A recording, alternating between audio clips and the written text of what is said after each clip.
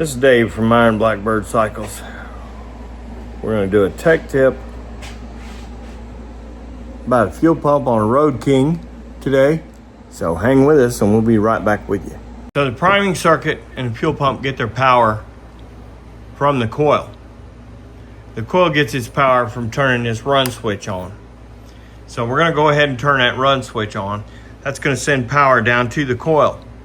The main power wire coming into the fuse block back here that's going to feed the fuel pump wire is coming from the hot side of the coil to the right side of the bike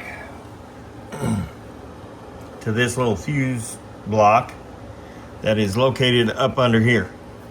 So you got to pull this out, and this is your system relay, your ECM fuse, and 2 fuel pump fuses. So let me get this on the stand and I'll show you the testing procedure. We got a fuel pump here that does not turn on.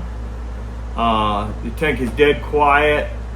No matter what we did, the fuel pump did not turn on. We tried working the key a little bit, working everything just to try to jar it into maybe working. I suspected it was the fuel pump, but I wanted to go through all the wiring procedures before we get there. So first off, on the right side of a Road King, you have the system relay. On the left side, you've got the main fuse block. This is a small fuse block on the right side. Now, this system relay also sends the power over to the fuses for the fuel pump. So I've got a test light hooked up, $6 test light at Walmart. You can see we got red light showing that we've got DC voltage, 12 volts right there. Now if we come over to this fuse block, the first thing we want to check is to make sure, you'll see there are 4 wires in here. One of the spades running this way on the relay should have power on it all the time, which it does. Key's not on. That's the power getting sent to the relay. The other side should show nothing of those 2 spades right there together. What that means is the relay hasn't clicked and sent the power across to this other wire. This other wire is going to the fuel pump, usually yellow with a green stripe. Can't guarantee you that's what it is, but if you notice, we have a white wire with a black stripe. And if you've ever done a set of handlebars, that run switch up there, the hot wire is white with a black stripe. That's your first clue that that's your trigger wire. So we're going to go in on the trigger wire. Now we're going to turn the key on and we have power, and that power is there all the time. So we're feeding that trigger 12 volts all the time. Now we're going to go across the main wire for priming, and we're going to turn this on. Now what we should see, this light up and then go out. So it's lit up, I felt the relay click, and it goes out. That's the priming circuit. So the yellow with the green wire going up here to this plug is the priming circuit. So we know that this is the power in from the coil. So if you don't have 12 volts here, when you turn the key on, the wire leading from here to the coil is broken somewhere, or you got a problem. This is not the case. Everything seems to be operating fine. Now we come over here and we can test the ECM, and both sides of the ECM have 12 volts, so we know the ECM's getting power. We're not seeing any power on this going up to that circuit yet, but we shouldn't unless it's probably priming. So we're priming and it's out. So now we know that that's what these 2 wires on this middle 15 amp fuse does. So we go here, and for some reason they have a wire jumped across this fuse. So that fuse is doing nothing. I suspect this fuse is used in the police bikes because these had a tendency to be police bikes. So right now that's just a 12 volt fuse or a 15 amp fuse. It's not getting any power from anywhere. It's not doing anything. It doesn't have a job. I'm assuming it's probably an extra fuel pump fuse if you're out on the road. Now that we know this is correct, the system relay is working, fuel pump fuse is working, ECM fuse is working, we're now going to take our probe and we're going to go to the yellow and green wire, which should be voltage on for the fuel pump. And guess what? We got voltage on and it's staying on. And that should be doing that because I can hear the relay kick out for the priming circuit. Now, we're going to go over to the orange.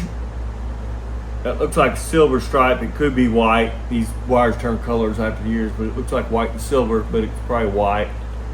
We're going to go to that orange wire, and this should be the priming circuit. And it clicks out. Same, you can hear the relay click when that priming circuit goes off. So we know that the pump's getting power. We know that the priming circuit's working. Now, what else could cause this not to work? This test light will show you if you got a complete circuit, it'll light green. So we're on the ground side of this, and we're now going to go to the hot side of the battery and look there. It lights up green. So we know we have an accurate ground and a closed circuit. At this point, all the wiring checks out. Now, just to reiterate on the power going from the coil is we're going to go to the power on for the fuel pump, and we're going to shut off the run switch up here, and that should stay on. Now we're going to come back down here. That is the wire coming from the coil going into the system relay. It's on run, so we should see power. When I flip that run back to stop switch, it's going to kill the power to that relay. So none of the system stuff is going to work without that switch on. So you always want to make sure you test this with that switch on. So we know this is good. We know this is good. Now what we got is nothing left in the circuit to test. So I'm relatively 99% sure this fuel pump is dead. This fuel pump worked when it came in. Here's the issue. I noticed when I started to bring it in the shop after it was dropped off, the fuel pump didn't sound healthy. It had a noise to it. It didn't have the common zip buzz that you would normally hear. So I suspected it had a weak fuel pump. We were painting the bike. It was nothing that they'd requested us change. But the problem is now we have a dead fuel pump. Why did the fuel pump go dead if it weren't coming in? Well, in order to paint these tanks, we have to drain them. So the tank was drained for a week or two while we were painting. So I would say, and I've read in some forums that maybe an older fuel pump or a fuel pump that's not quite as healthy as it should be, if it sets dry, it's probably going to seize the pump up and it probably won't restart. So I think that's what we have going on. We've got to put a fuel pump in this. Now, luckily, I have a used fuel pump out of a tank that we store because we do a lot of sheet metal, a lot of paint work. So chances are I've got a used fuel pump, and I'm going to call him this afternoon and say, do you want to put a used fuel pump in it? Do you want me to just go ahead and order a new one now? And go ahead and do it now, because chances are we put another used fuel pump in there. Who knows how long that's going to last? It may last 10 years. It may last 10 minutes. So we are definitely going to talk to the owner and see what he wants to do. And then we'll put up a part 2 fixing the fuel pump possibly. But that's how you check all your wiring for fuel pump situation. You want to go to the right side of the motorcycle. Now this is shoved up in a deal on the right side in a cover that keeps the water out of this. So you might have to hunt for this for a minute, but you'll notice the writing on the side. And actually, you won't notice this because, no, it does. It sticks out this direction. So you'll see the writing. It'll say system relay, spare, fuel pump, and ECM power. I hadn't even noticed it said spare there. I just knew that they had that looped. So that told me that it was doing nothing. So anyway, it's Dave from Iron Blackbird Cycles. Like and subscribe, and we'll continue to put out some tech tips.